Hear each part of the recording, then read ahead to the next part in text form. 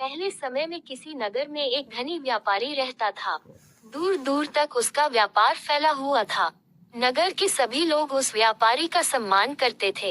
इतना सब कुछ से संपन्न होने के बाद भी वह व्यापारी बहुत दुखी था, क्योंकि उसका कोई पुत्र नहीं था, जिस कारण अपने मृत्यु के पश्चात व्यापार के उत्तराधिकारी की चिंता उसे हमेशा सताती रहती थी। पुत्र प्राप्ति की इच्छा से व्यापारी प्रत्येक सोमवार भगवान शिव की व्रत पूजा किया करता था और शाम के समय शिव मंदिर में जाकर शिव जी के सामने घी का दीपक जलाया करता था। उसकी भक्ति देखकर मां पार्वती प्रसन्न हो गई और भगवान शिव से उस व्यापारी की मनोकामना पूर्ण करने का निवेदन किया। भगवान शिव बोले, इस संसार में सबको उसके कर्म के अनुसार फल की प्राप्ति होती है। जो प्राणी जैसा कर्म करते हैं, उन्हें वैसा ही फल प्राप्त होता है। शिवजी द्वारा समझाने के बावजूद मां पार्वती नहीं मानी और उस व्यापारी की मनोकामना पूर्ति हेतु वे शिवजी से बार बार अनुरोध करती रही। अंततः माता के आग्रह को देखकर भगवान भोलेनाथ को उस व्यापारी को पुत्र प्राप्ति का वरदान देना पड़ा। वरदान देने के पश्चात भोलेनाथ मां पार्वती से बोले, आपके आग्रह पर मैंने पुत्र प्राप्ति का वरदान तो दे दिया, परंतु इसका ये पुत्र 16 वर्ष से अधिक समय तक जीवित नहीं रहेगा। उसी रात भगवान शिव उस व्यापारी के स्वप्न में आए और उसे पुत्र प्राप्ति का वरदान दिया और उसके पुत्र के 16 वर्ष तक जीवित रहने की भी बात बताई। भगवान के वरदान से व्यापारी को खुशी तो हुई, लेकिन पुत्र की अल्पायु की चिंता ने उस खुशी को नष्ट कर दिया। व्यापारी पहले की तरह सोमवार के दिन भगवान शिव का विधिवत व्रत करता रहा। कुछ महीनों के बाद उसके घर अति सुंदर बालक जन्म लिया। घर में खुशियां भर गई। बहुत धूमधाम से पुत्र जन्म का समारोह मनाया गया, परंतु व्यापारी को पुत्र जन्म की अधिक खुशी नहीं हुई, क्योंकि उसे पुत्र की अल्पायु के रहस्य का पता था। जब पुत्र 12 वर्ष का हुआ तो व्यापारी ने उसे उसके मामा के साथ पढ़ने के लिए वाराणसी भेज दिया। लड़का अपने मामा के साथ शिक्षा प्राप्ति हेतु चल दिया। रास्ते में जहाँ भी मामा भांजा विश्राम हेतु रुकते, वहीं यज्ञ करते और ब्राह्मणों को भोजन कराते। लंबी यात्रा के बाद मामा और भांजा एक नगर में पहुँचे। उस दिन नगर के राजा की कन्या का विवाह था, जिस कारण पूरे नगर को सजाया गया था। निश्चित समय पर बारात आ गई, लेकिन वर का पिता अपने बेटे के एक आंख से काने होने के कारण बहुत चिंतित था। उसे भय था कि इस बात का पता चलने पर कहीं राजा विवाह से इनकार न कर दे, इससे उसकी बदनामी भी होगी। जब वर के पिता ने व्यापारी के पुत्र को देखा तो उसके मस्तिष्क में एक विचार आया। उसने सोचा, क्यों न इस लड़के को दूल्हा बनाकर राजकुमारी से विवाह करा दूं। विवाह के बाद इसको धन देकर विदा कर दूंगा और राजकुमारी को अपने नगर ले जाऊंगा। वर के पिता ने लड़के के मामा से इस संबंध में बात की। मामा ने धन मिलने के लालच में वर के पिता की बात स्वीकार कर ली। लड़के को दूल्हे का वस्त्र पहनाकर राजकुमारी से विवाह कर दिया गया। राजा ने बहुत सारा धन देकर राजकुमारी को विदा किया। शादी के बाद लड़का जब राजकुमारी से साथ लौट रहा था तो वह सच नहीं छिपा सका और उसने राजकुमारी के ओढ़नी पर लिख दिया, राजकुमारी, तुम्हारा विवाह मेरे साथ हुआ था। मैं तो वाराणसी पढ़ने के लिए जा रहा हूँ और अब तुम्हें जिस नवयुवक की पत्नी बनना पड़ेगा, वह कान्हा है। जब राजकुमारी ने अपनी ओढ़नी पर लिखा हुआ पढ़ा तो उसने काने लड़के के साथ जाने से इनकार कर दिया। राजा सब बातें जानकर राजकुमारी को महल में रख लिया।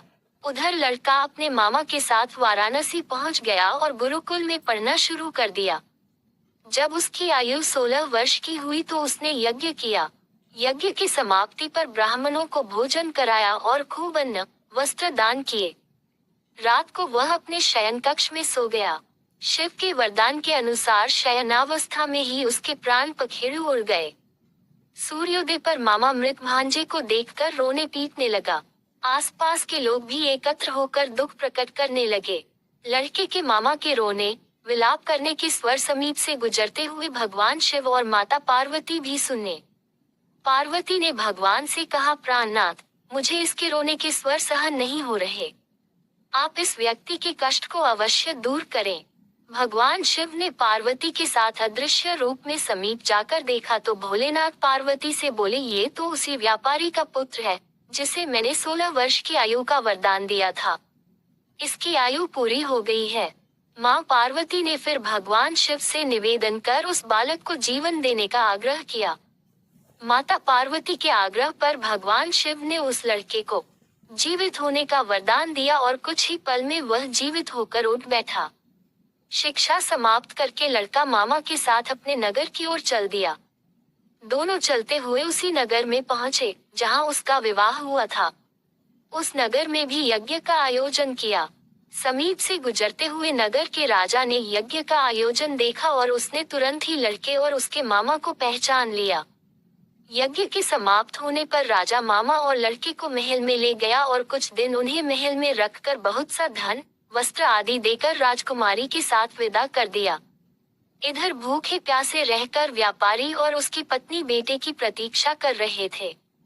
उन्होंने प्रतिज्ञा कर रखी थी कि यदि उन्हें अपने बेटे की मृत्यु का समाचार मिला तो दोनों अपने प्राण त्याग देंगे, परंतु जैसे ही उसने बेटे के जीवित वापस लौटने का समाचार सुना तो वह बहुत प्रसन्न हुआ।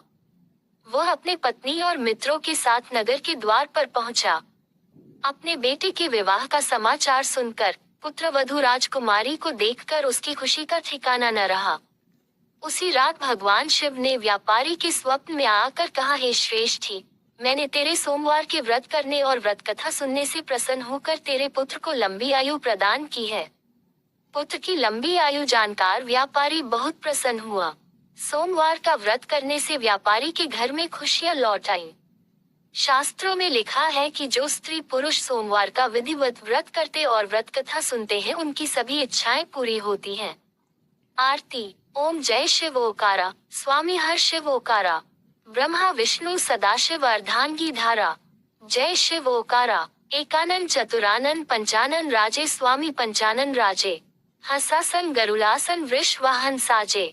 जय शिव ओकारा, दो भुज चारु चतुर्भुज 10 भुज से सोहे, स्वामी 10 भुज से सोहे, तीनों रूप निरखते त्रिभुवन जन मोहे। जय शिव ओकारा, अक्षमाला वनमाला मुंडमाला धारी, स्वामी मुंडमाला धारी, चंदन मृग मत सोहे भाले शशि धारी। जय शिव ओकारा, श्वेतांबर पीतांबर बाघांबर अंगे, स्वामी बाघांबर अंगे, सनकादिक ब्रह्मादिक भूतादिक संगे। जय शिव ओकारा, कर में श्रेष्ठ कमंडलू चक्र त्रिशूल धरता, स्वामी चक्र त्रिशूल धरता, जग करता जगहर्ता जग पालन करता। जय शिव ओकारा, ब्रह्मा विष्णु सदाशिव जानत विवेका, स्वामी जानत विवेका, प्रणवाक्षर में शोभित ये तीनों एका। जय शिव ओकारा, निर्गुण शिव की आरती जो कोई नर गावे, स्वामी जो कोई नर गावे, कहत शिवानंद स्वामी मन वांछित फल पावे। जय शिव ओकारा,